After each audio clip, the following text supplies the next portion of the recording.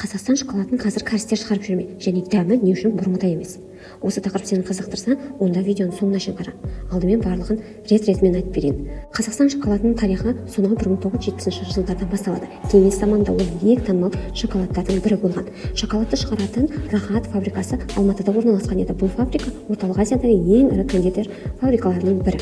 2013 жылы оңтүстік Кореяның Лотто компаниясы Рахаттың акциясының басым бөлігін сатып алды. Дәлірек айтсақ 75%. Кәрістердің басқаруына өткеннен кейін шоколадтың дәмі де өзгере бастады. Ол рецепті аздап өзгертті, какао мен сүттің пропорциясын өзгертті деуге болады. Және де бұрынғыдай қазір жергілікті немесе Ресейден әкелінген какаоны емес, шетелдік немесе стандартты сортты қолданады.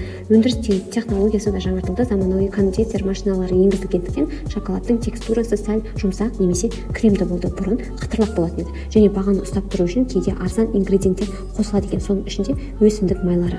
Ал енді сен Қазақстан шоколадының шын құпиясын білдің. Видео саған ұнаған болса, онда видеоға лайк басып, каналға жазылуды ұмытпа.